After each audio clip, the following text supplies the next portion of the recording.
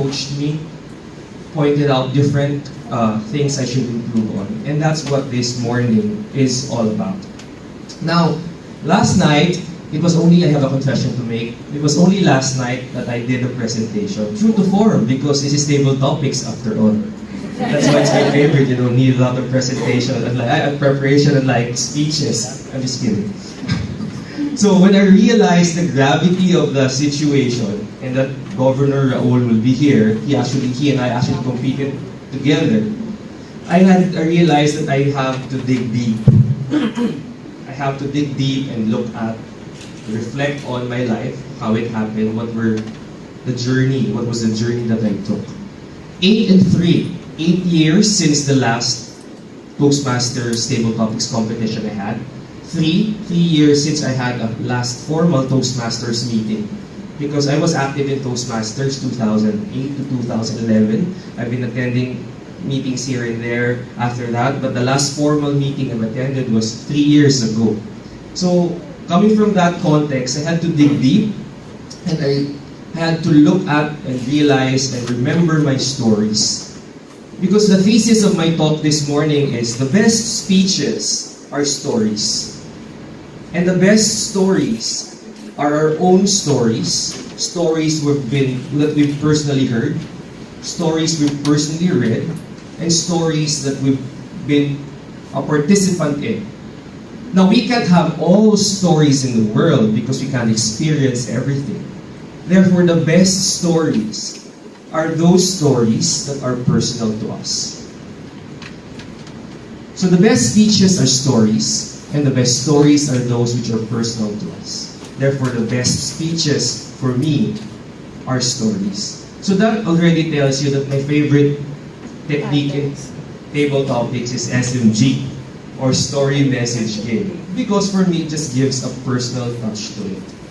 Now, the way this talk is going to be this morning is I'm just going to share random stories about my life. And later on, I hope that after those stories, we've learned something. The first is I'm an entrepreneur. I'm part of a group that operates a business for the Ateneo schools. We do Ateneo shirts. We're also the group behind Worship Generation. It's a brand of Christian-themed merchandise. We actually started doing business in college in 2007 with only 11,000 pesos. So there were 2 of us, so we shelled out 5 each. Our first bazaar looked like this. So everything is makeshift. Then we operated a food business in our school. It's called Kaunta. Because I'm from Iloilo, it had to have a provincial flavor to it. The business now in Ateneo looks like this. And Worship Generation looks like this. We have 21 stores all over the country. Now, the lesson that I'd like to share is when I asked my mentor, how should I run a business? Or what's the number 1 tip for me to run a business? He related to me this, that no one learns how to ride a bike by reading how to ride a bike. Someone actually learns how to ride a bike by actually riding a bike. And that means that there's a real risk that we'll fall, we'll get bruised, we'll get wounded. Not just once, but many times. And that's the story of our business. We failed many times, we lost money several times, but the important thing is we failed forward.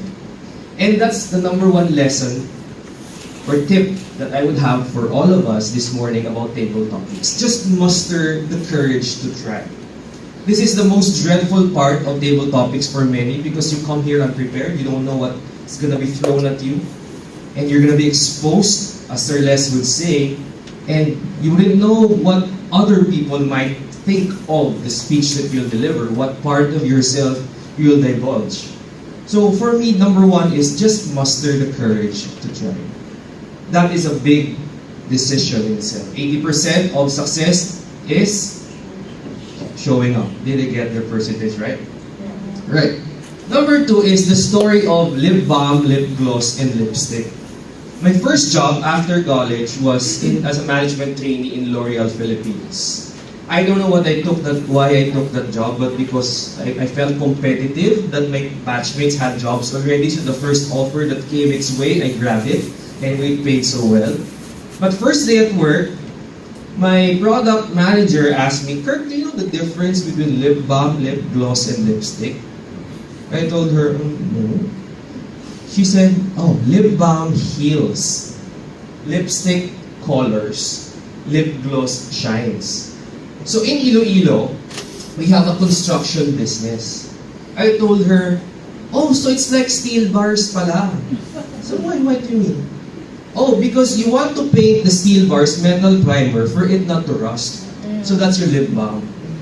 If you want to color the steel bars, you must paint it with enamel paint. And if you want it to shine, you should paint it with a metal varnish.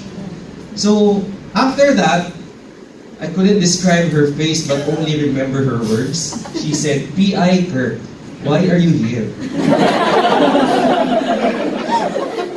I left the company 3 months after because I realized I couldn't sell makeup. Everything looked pink, but they had different names. Rose, fuchsia, whatever. The lesson there is just dig deep, draw from your own experiences. So for me, I had no choice at that time, but just to dig deep and ask myself, with what can I relate this new thing for me? And oftentimes, that's how we are in table topics. We're given topics that we're totally unfamiliar with, totally new to us. And in front, it would be helpful for us just to think and ask ourselves quickly, because you have a time limit, what part of my life relates to that? And make it your own story. It becomes personal. The best speeches are stories, right? Third, basketball court. I mentioned I'm from L'Oreal, diba? And I actually made the decision to resign after a basketball game. Because when I was in L'Oreal, every Tuesday, we had basketball games just for me to maintain the level of testosterone. Because in L'Oreal, it's all colored hair and metrosexual, get up, things which I was really not. So I was having a hard time and I needed a familiar space with my friends, play basketball in Green Hills. One day, I had a bad day in the office. My boss scolded me for not submitting a report. And as we were starting the game, my business partner who decided to stay in the business kept on convincing me, Kirk, you should resign now. You know, our sales yesterday was such and such. You resign now. Imagine if you're a hero, our business would grow so much. And as we were playing the game, I couldn't shoot the ball, I couldn't dribble well, the ball got stolen from me, and he would tell me, oh Kirk, you can't shoot the ball because you won't resign. Oh Kirk, you lost the ball again, just resign and you keep the ball. Kirk, what kind of inbound pass was that? No, resign. We ended up losing the game, lost money. I mean, the bet was a Mountain Dew drink. But after the game, I said, alright, I'll resign. I called my parents, talked to my boss the next day, and resigned. Now, perhaps my softball game wasn't really because I had a bad day. It's because I had a very bad training with fundamentals to begin with. Never had a training in basketball before.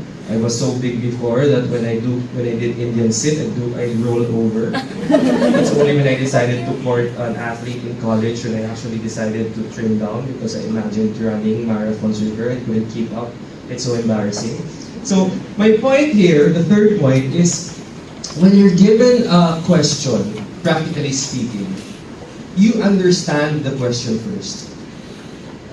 The common thing with Toastmasters table topics is if there's a topic like ships are built, ships on the port are safe, but that's not what ships are for. Immediately we answer the question. Oh, I remember a time when I saw a ship in Damasco port and I was wanting to go to Iloilo because I wanted to try the butterscotch. The mangoes in Damasco was great, but the butterscotch is a bit better. That would make a decent speech. But the challenge for us and what worked for me is ask yourself a secondary question. The secondary question is what is the meaning, the deeper meaning of the phrase. So the deeper meaning of the phrase or of the sentence, ships in ports are safe, but that's not what ships are for, it tells us something deeper. It's all about risk-taking, it's all about venturing to the unknown, going out of our comfort zone, because as they say, life happens beyond our comfort zone. So if that's going to be our approach, then the answer will be much richer because we can draw from somewhere deep rather than just answering the question head on. Speaking of technicals also, of course, I mentioned speech patterns, SMG, story, message, game. What other speech patterns do you know?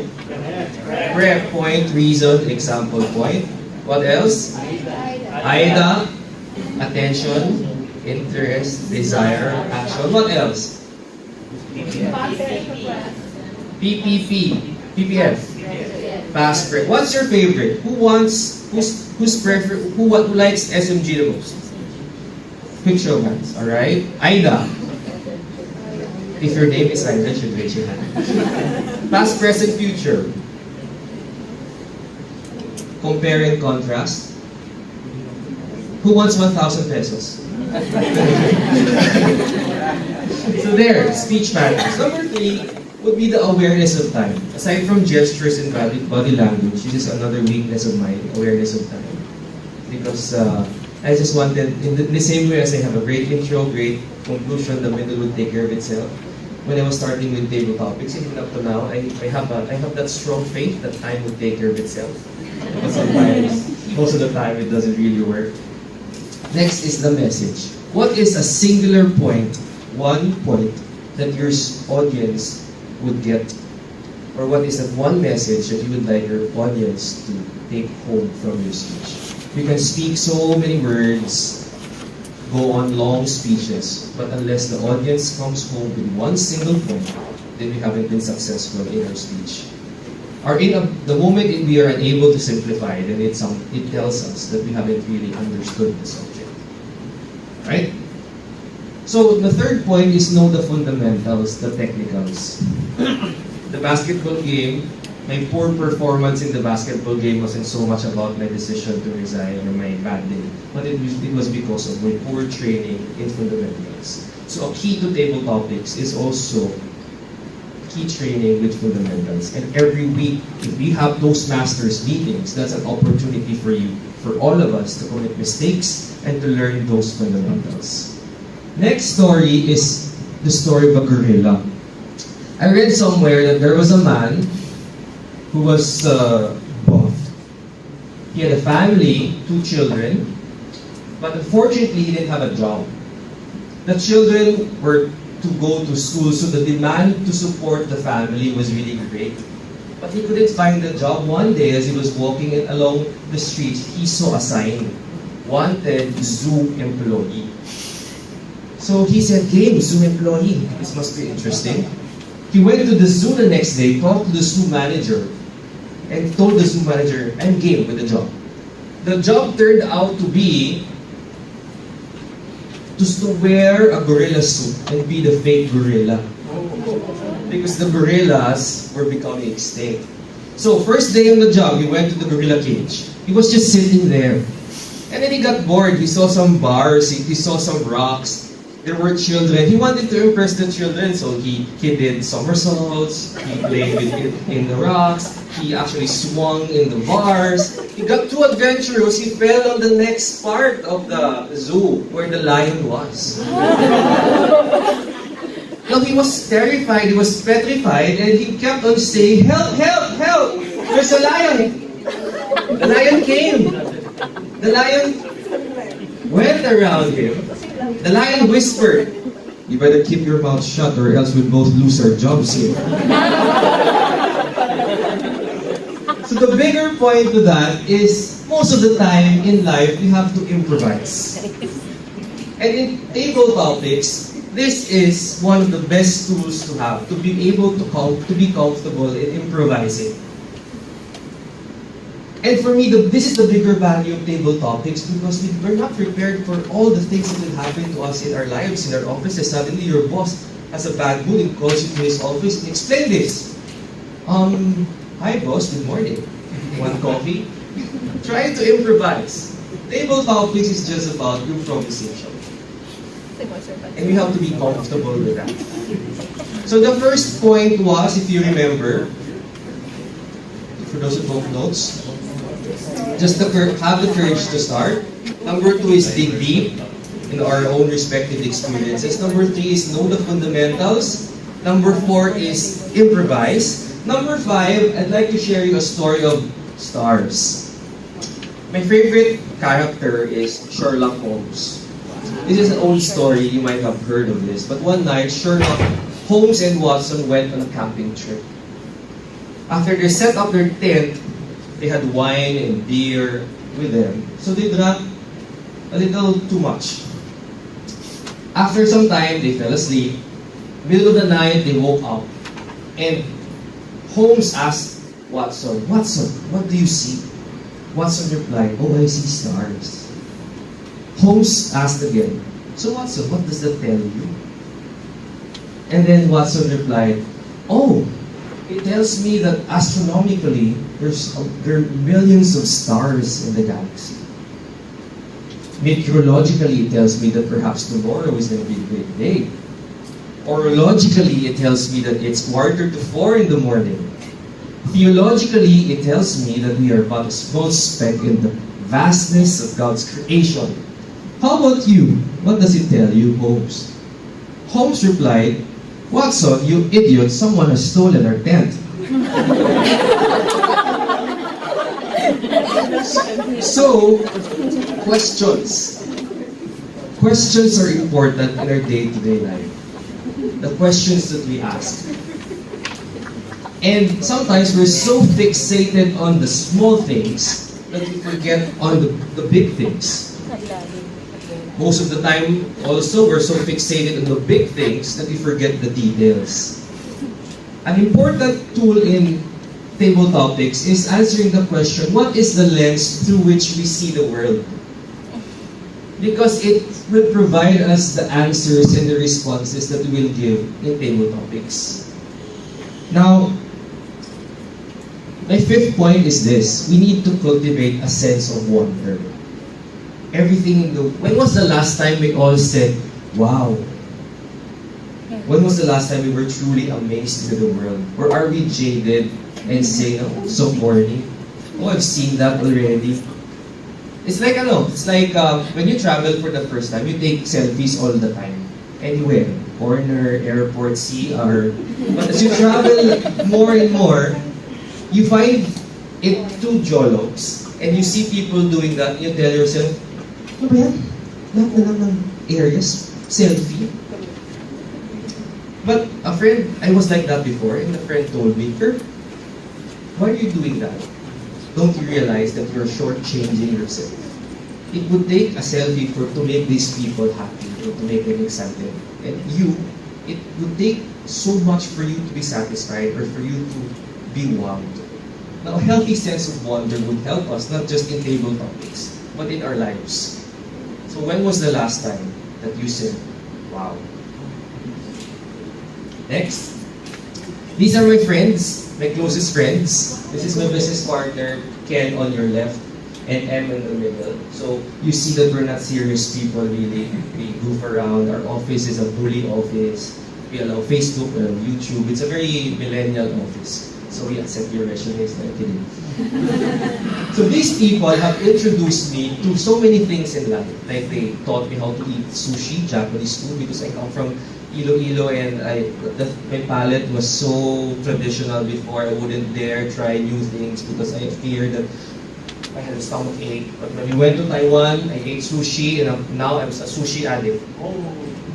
They also encouraged me to ride roller coasters. I only had Ferris wheel in Iloilo before. I got traumatized because the Ferris wheel got stuck when I was there in our town. So no, not again. But they tricked me one time when we went to Singapore. "Kirk, let's drive the Mummy." And I said, "Oh, the Mummy, there might be exhibits there inside. It's gonna be dark exhibits of King Tut's tomb, etc." As we were lining up, nearing the entrance, I saw the sign, "Warning, this is a high-speed roller coaster." So it was the scariest 10 minutes of my life. Our friendship almost got destroyed. Anyway, I don't know if you've realized that we are currently living in what experts call a filter bubble. This is best expounded by this. Now, we live in what experts call a filter bubble, as I've said. Have you ever wondered why when you and your friends type the exact same words to do a Google search on your respective phones, you end up getting very different results? The reason is that you and your friend have very different search histories. The internet algorithm tries to guess what information you'd like to see based on our location, our past click behaviors, and search histories. So in a sense, whether we like it or not, we already tend to live within our own personal silos. As a result, we become isolated from views different from our own. And we end up in our own cultural and ideological ghettos. The biggest irony today is that we may have access to huge information, but we're actually prisoners to things that we just want. Now, the key to table topics is for you to vary, to expose yourself to different things, so that you can answer almost every question that comes your way. The next point that I want to give you is live life to the fullest. Table topics is my favorite, not only because I don't need to prepare, but also because this is the bigger challenge of table topics. You cannot give what you don't have. So once your life is full, your answers would be full and interesting and exciting. So, as a summary, muster the courage, decide to try. Operative verb is decide. Number 2 is dig deep, draw from your own experiences. Number 3 is know the fundamentals, the technicals. Next is improvise. Next is create a sense of wonder. And finally, live life to the fullest. Now, table topics for me, ultimately, is an invitation to live life to the full, so that we have amazing stories to share.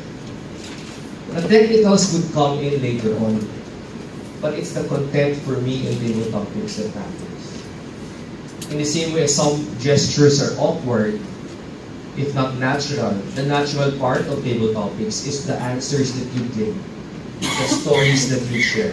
So for me, table topics is a challenge to live life to the full. Now, I was asked this question: a ship in port is safe, but that is not what ships are built for. And I have a realization that when we set to sail, we don't know what lies beyond. We are uncertain of what awaits us when we venture out to the seas. There is a real possibility, a real risk, that what is beyond could threaten us, could challenge us, could hurt us.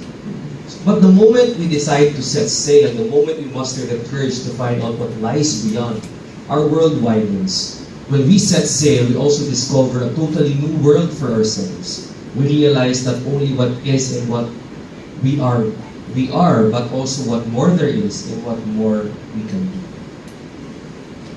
We sail to tell the world our story.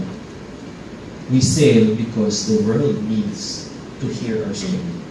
And each of us has our own special, unique, distinct stories to share that no one else could share for us, because that's our own story. Now, why do I like table topics so much?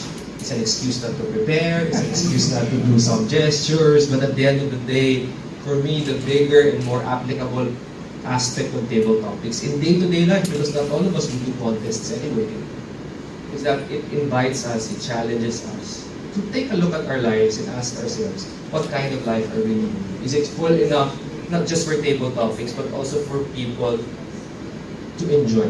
My favorite movie, finally, is Bucket List, starring Morgan Freeman and Jack Nicholson.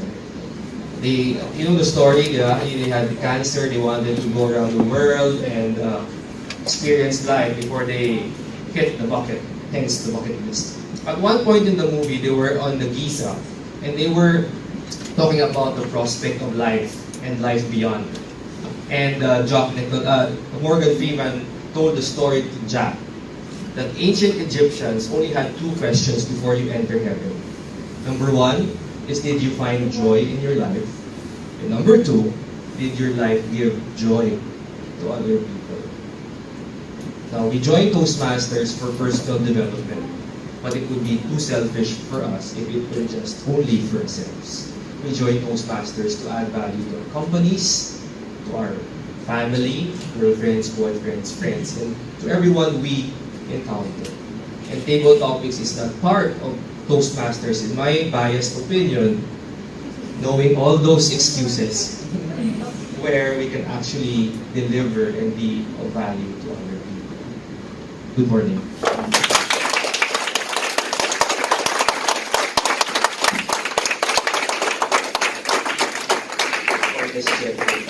I'm kidding. Questions? Do you have questions? Because I manage my time well.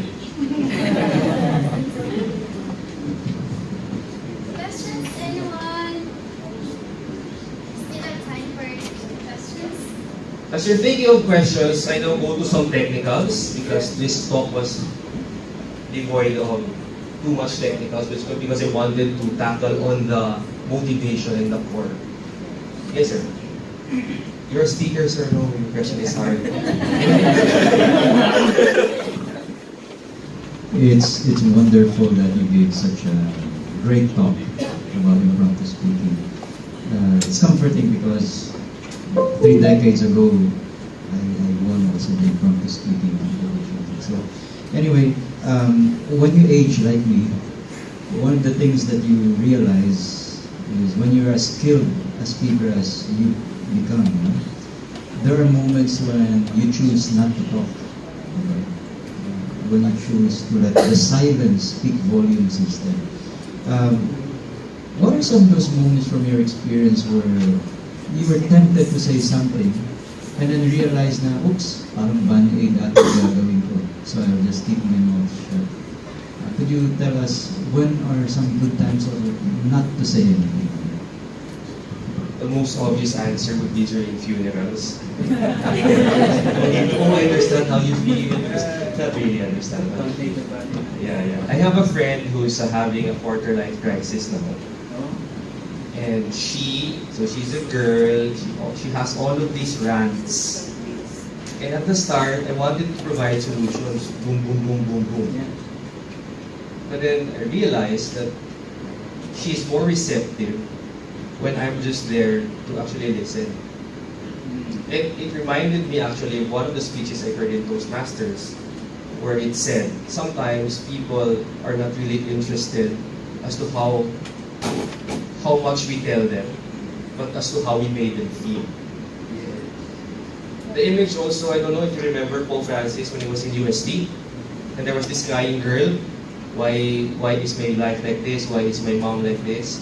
And sometimes the Pope said that we should let our answers, or tears are enough to be our answers. Our answers are just tears, just to feel with it, to feel with the person. One Toastmaster also told me that the key to great speeches there are 3 key traits to a great speech: ethos, pathos, and logos. Ethos is your integrity. Who are you to deliver that speech? Logos is the logic or the competence, the consistency, the logical, mental, intellectual sense of your speech.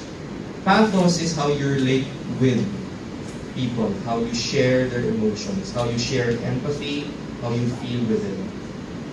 Ultimately, we will never, not all of us, and myself included, will reach a status of a very, very good professional speakers where everything is perfect. But we can actually just share our story and people will remember how we made them feel. Someone in Toastmasters also told me that we should not strive to be the best. I was shocked at first. But what do you mean, not strive to be the best? He told me, no, we just strive to be better. We don't strive to be the best because we can never be the best. And number 2, if you become the best, what's there to strive for? We're already the best. But we can always strive to be better. And this is the journey of Toastmasters. This has been the journey for Toastmasters for me. And I hope you have that journey with us. Thank you. Make this last question. Do you think SMG answers any type of table topics? Because it's short table yet, but if we have to master one structure, do you think? Then the next question, how do you mentally prepare for your table topics contest? What are the materials that you read from table? SMG for me, because I'm biased, I think I can answer everything because you can always have a story to it.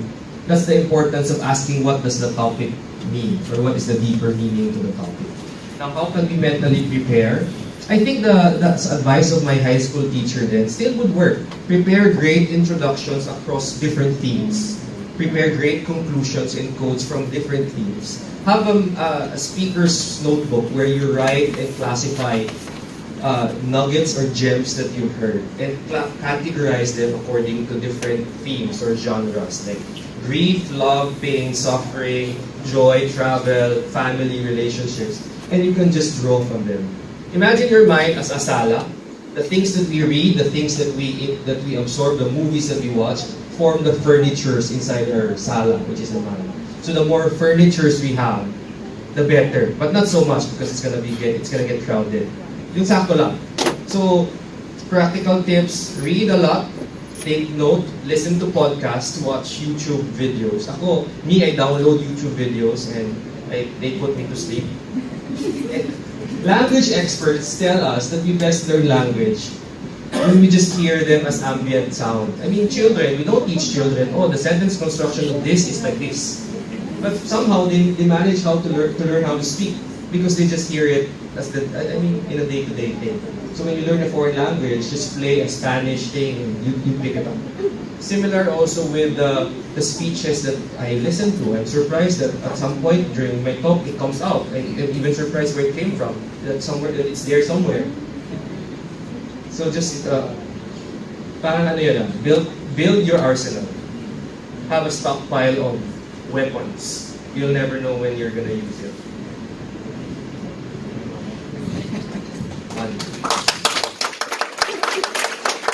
Other question, listen. I'm Lester. I'm here at the Toastmasters. My question is, are clarifications about improvisation? Is it different from lying, or is it about just clarifying about detouring or diverting to another things which are not very related to the topic? Definitely, we don't want to lie during table topics and during speeches. And I'm guilty of that sometimes in the sense that you embellish a story to make it more dramatic. But that's something that personally I try my best to avoid because it's an integrity issue. If ever you want to quote him, say that it's from this person. And that becomes an issue, for instance, in international prepared speeches. I've heard of some issues regarding a whole bunch of speech, part of the speech that was lifted from this and made into an international prepared contest piece.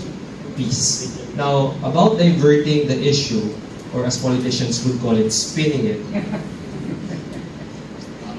table topics allows you to do that because you can have your own personal take on the topic. The topic is not a question of whether it's true or false. It's not a question of facts and alternate facts. It's just a question of how you would relate to the topic. You don't need to agree to the topic all the time. Better off at sail. You can argue your case that ships are better at port because you don't need to do anything. You can sail the ships at port anyway. When they're out, you can't sell them. And if your goal is to make money, then why would you send your ships far? So, table topics is structured in such a way that you can maneuver and argue, agree, debate, and expound on whatever it is that's being offered to you. But the spirit of table topics is to train all of us to improvise, to become better speakers, better human beings, as I would always want to say. Thank you. Yes, sir. Sir, have you ever had a table talk where you forgot your conclusion? I mean, you've been ranting for like one minute and 30 seconds. You forgot your conclusion. You spent like that. Yeah. How do you recover from that? Chalk it up to experience. I mean, when you forgot your conclusion and time is up, then you can't do anything about it. Perhaps blog about it. So that there's continuity of thought. Or if during a Toastmasters meeting, you can at the end of the meeting, you can, before you do the ahs, and the grammar check, you can say, can I just say something? I honestly forgot my conclusion. And since this is a club that is allowing us to commit mistakes, let me be the first to tell you that I forgot. And That's the nurturing atmosphere of Toastmasters. I was pleased when I first joined Toastmasters that it wasn't called judging. It was called evaluating, which is evaluating, finding value in what you do.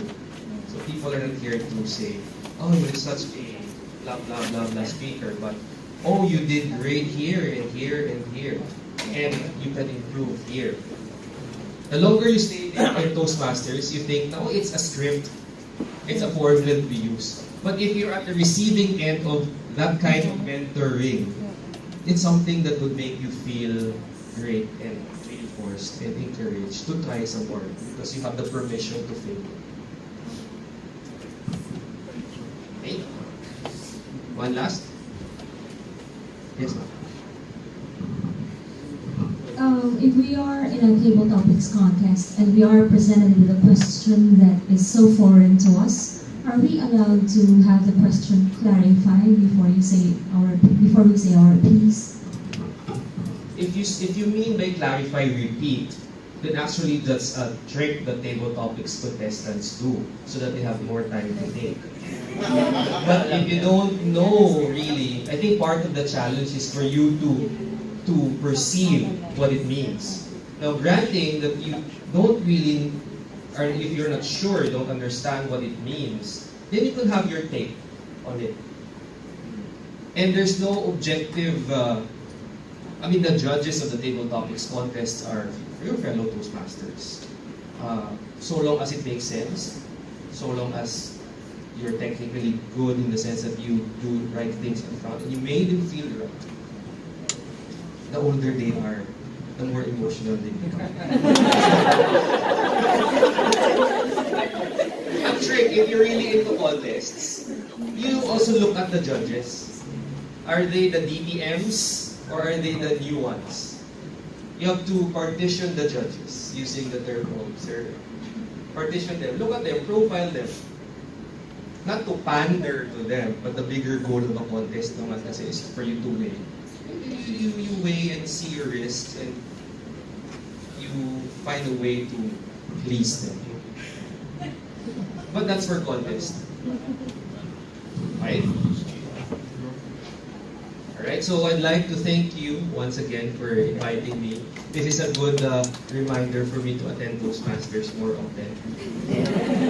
Because if you counted my ounce and as in 5D for every ounce and as in whatever thing wrong I did here, I might have already paid for Sir's retirement fund earlier.